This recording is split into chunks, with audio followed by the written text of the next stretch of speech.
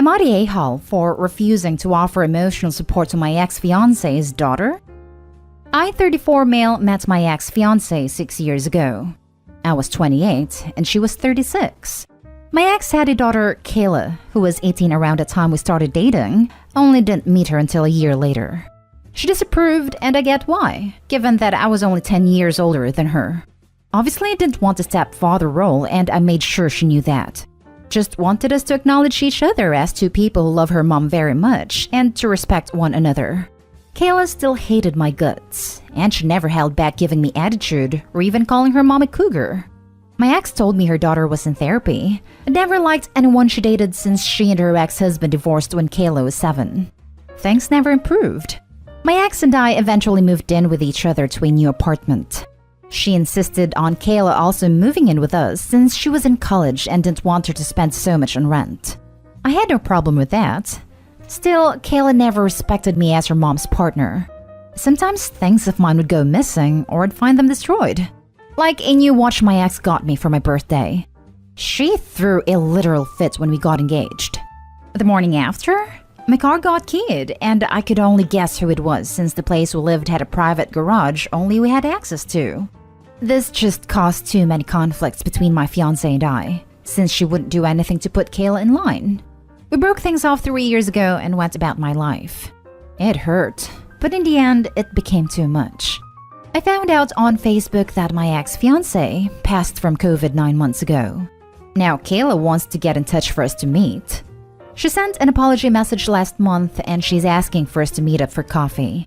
Kayla says she wants us to become friends since I was so close to her mom too, and would like that help with what she's dealing with. I thanked her for her apology, but said I don't have an interest in us meeting up. I closed that chapter in my life for a reason, and it would be better to leave this in the past. I'm glad she's apologized and acknowledged what she did, but she can understand why I don't want her in my life anymore. For a while, Kayla messaged me a few times, but I stopped replying after giving my final answer. Then, my ex's mom also messaged me because Kayla is upset and asked her to talk to me. I gave the same answer, which made her very mad. She says Kayla is a child who needs comfort, and she can't believe I'm going to turn my back on her. The lady can't give Kayla the same comfort because she lives in a different country, and I'm the closest thing Kayla has to my ex since I'm so much closer, and we can actually meet up regularly. Haven't replied to either of their messages, but I still read them when they come in. I want to remain firm in keeping Kayla out of my life after everything. But given that she lost her mom, am I being an a-hole because I don't want to give her the support? Now for the top comments. Not the a-hole. If Kayla was 18 years old 6 years ago, that means she's 24 years old now and not a child. She has no relationship to you, and you don't owe her anything. It's nice you accepted her apology. It was more than you had to do. You would be justified if you blocked her and her grandmother. I don't believe that Kayla is even after emotional support. I think she's planning to hit OP up for money. It's the only reason people who have been nasty to you for years suddenly get in touch. She can never fully apologize for repeatedly ruining her late mother's chance at happiness with a new partner. Had her mother still been with OP in a different living environment, she may still even be alive. Block her, OP. Not the a-hole. You had no real relationship with Kayla. It makes no sense that she would want emotional support from you. It's far more likely that she wants something else. Money, a free place to live, than that she wants emotional support from someone she never had a good relationship with and whose belongings she vandalized. Surprised this is the only comment saying this? I mean, it absolutely sucks losing a parent, especially in your early/mid-20s. But it sounds like she thoroughly hated Opie and was doing childish things to Opie as an adult in early 20s. When you're 21, you know damaging people's property is an illegal and crappy thing to do. I highly doubt this is purely a call for emotional help. I can almost guarantee this Kayla will be asking for financial support, place to live, etc., hoping Opie will step in as some sort of pseudo-parent, since it's the closest thing she has. Not an a-hole. This child is now in her 20s, and both she and her grandmother are asking far too much of you. It may seem harsh, but I would block them both for contacting you further. Not an a-hole. If she needs help, she can get a therapist. There are tons of qualified professionals that can help her, and it's not your responsibility to reopen those wounds to help a child. Now for the next story. Am I the a-hole for getting my own streaming services? My boyfriend 28 male has given our streaming service passwords to several of his friends. Netflix, Hulu, HBO Max, Disney Plus, etc. If you're someone who shares a streaming service with several people, you're probably aware that there's a cap on how many people can stream at once. Since our streaming services are being shared with so many people, he doesn't remember how many people and which of his friends he shared it with. It's very difficult to watch anything since there's always multiple people at any given time. Whenever we try to watch a show or movie together and we can't proceed because of limitations, he'll excuse it by saying, "We'll just try later when they're not watching." The issue is someone is always watching, lol. My patience began to wear thin, so I told my boyfriend, "I don't mean to be nasty, but your friends are being freeloaders. They have jobs, and if they want to use HBO Max, they can pay for their own subscription. It's really hard to watch anything I or we want to watch with so many people."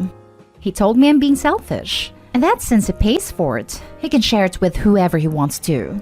So I subscribed to a few services on my personal devices and paid for them. I was watching a show that I had been dying to watch on my laptop, and my boyfriend asked if I wanted to watch something with him. I said, "No thanks, I've been dying to catch up on this." He then said, "See? Just be patient. Not everyone is watching all the time." I said, "Oh, actually, I made my own account." He got offended because he said he already pays for subscription services, so I'm just wasting my money and being childish. Not the a-hole. Tell him you can do what you want with your money. Since he's not interested in giving you a say in the streaming services, you're allowed to get your own. Major not the a-hole. Because I pay for the streaming devices at home and my brother gave out the password to several of his friends and I would never be able to watch anything, so I just canceled the subscription and told him I'll no longer be subscribed and made a new account for myself. You could have just changed the password and logged out all of the other devices. I know some streaming services allow that. Maybe remind him that he is just your boyfriend and in no way has control of your finances. You also don't have to consult with him before you make decisions concerning your finances. Exactly. Plus, streaming services aren't crazy expensive.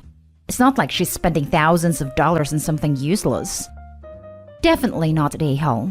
He seems to be prioritizing the wants of his friends.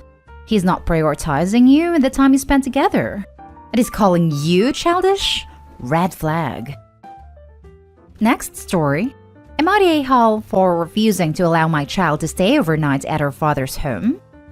I'll start by saying that the issues with this man run very deep. And I'd be here all day if I was to tell you the whole story.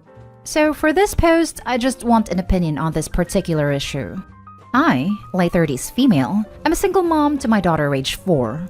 Her father, early 30s male, abandoned us as soon as he found out I was pregnant, and then changed his mind just before she was born. He has caused untold hell since that moment, but that's info for another post. My daughter has never stayed over at his house. He rents a tiny studio. He recently has said he may move to a house and then he'd like her to start staying over. I have refused on the following grounds. 1. He smokes grass. He smells. His home smells. She smells and her clothes and shoes smell when she comes home from a day there. I have mentioned this several times and it has got slightly better, but he still smokes it, and I'm not happy for her to stay in a home where there are Ds. Plus, I do not know who he gets it from or if it gets dropped off to him, etc. Now, I know it's not like it's meth, but I'm still not happy to have her around it. And it's been very upsetting to have her come back to me smelling of it. I have told him he will have to give it up before I let her stay over. He wouldn't smoke it when she was there. That I know. 2. The incident. When she was 2, nearly 3, I went out for the evening and he stayed at mine to watch her until I got home at 11 p.m. at which point he would leave. I live on the 4th floor of an apartment building. When I came home, up in the lift, the doors opened, and there he was, in the communal hallway about to take the lift down to the ground floor to his car, leaving a 2-year-old asleep in my home. He claims he was only popping down to the car. It's not an issue and she was asleep, so what's the big deal? I said that not only could he have been involved in an accident or something, but my main concern was as a 2-year-old she often wakes in the night. If she had woken up and been unable to find an adult in her home, she would have been absolutely traumatized. He also left the front door unlocked, and she could have gone looking for him. He says that he did not go down to his car, because I came out of the lift before he managed to get any further, so technically he didn't leave her. Obviously, my main point is that he intended to and got caught. This argument goes round in circles. So therefore, I have refused to allow him to have her overnight as he cannot be trusted. He says I'm being over the top and dredging up the past. I say I'm a good mom, and I won't have my girl in any danger whatsoever. There is a lot more detail I can elaborate if asked. But Reddit, am I the a-hole for not allowing overnight stays? Not the a-hole. But you all three need a legal custody arrangement yesterday. This issue isn't going anywhere. Not legal advice here, but chances are he'd get at least some overnight visitation, with rules, if you did so. So it's time to set expectations at a reasonable level to ensure safety, like no smoking while she's present, no leaving the house while she's present unless there's another approved adult in the house. These are totally reasonable. I wouldn't be so sure about him getting any overnights with a child coming home from visits smelling like these. So you're asking if you're the a-hole for not allowing your kid to stay the night with someone who does smoke and seems completely irresponsible basically? The answer is no, you aren't. Not the a-hole. He's never taken them when with her. His whole home stinks because he's dirty and messy and doesn't wash things properly, so the smell just lingers in all the furniture, etc. If CPS were to visit his home, would they find issue with it? Not the a-hole for trying to keep your daughter safe. To be totally honest, they have bigger fish to fry.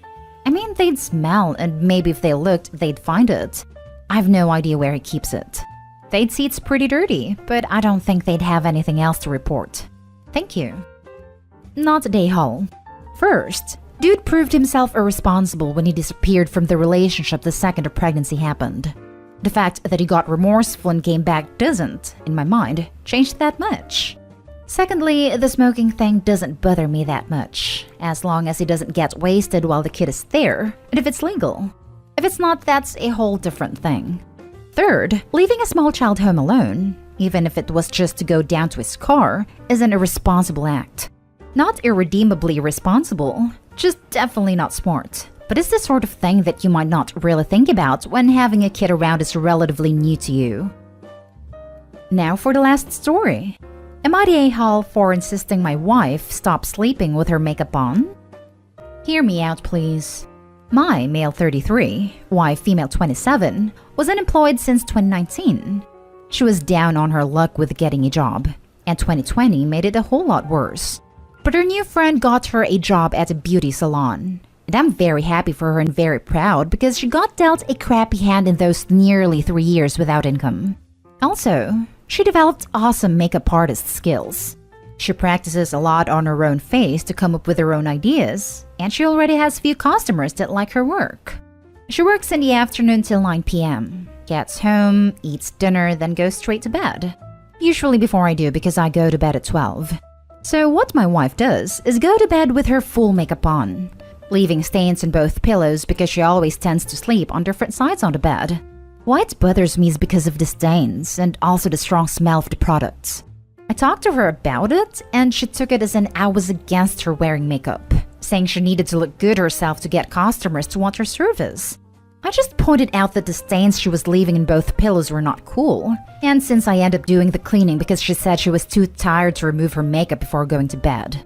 Last night, she finished eating dinner and wanted to go to bed. I asked her if she was going to bed with her makeup on, and she stood there saying yes. I informed her that I already cleaned the pillows and asked her to clean up before going to bed. She threw a fit and gave a long rant about how long and hard she works trying to provide for us, and that I was being overdramatic and paying attention to stupid little things. She wanted to just go inside a bedroom, but I stopped her and insisted she removes her makeup first. She blew up at me and called me an a-hole for not letting her sleep and rest after being on her feet all day. She grabbed a blanket and went to sleep on the couch, and she was so mad I had to go outside to cool off a bit. This morning she went radio silence, but kept giving me bitter looks, then tested me hours ago to say she was spending the night at a friend's place since I was going to make her sleep on the couch tonight as well. I don't get it. I could have been a major a-hole for causing to sleep on the couch, But I was getting tired of having to clean the pillows every day. And that's not an exaggeration. Am I the a-hole for insisting my wife to stop sleeping with her makeup on? Not the a-hole. Leaving her makeup on overnight is terrible for her skin. And at the very, very least, she could put a towel over her pillow. But yeah, she's going to ruin her skin, and I wear makeup regularly, so I'm not anti-makeup. I'm pro look after the canvas. I'm pro makeup, but you have to take it off before bed and have a good skincare routine. I can't even imagine how bad her skin must look under all that makeup. Wonder if the issue is it's so bad she doesn't want her husband to see her without it. Plus, it takes what, like 5 minutes at most to take makeup off? She could just use a makeup remover wipe and a quick rinse, since she obviously either has Teflon skin or doesn't give a crap about it. It takes less time than brushing her teeth, so it's not some major barrier to getting to sleep. This whole thing is super weird. Not the a-hole. Is your wife a child? She can learn to wash her face rather than put her energy into a temper tantrum.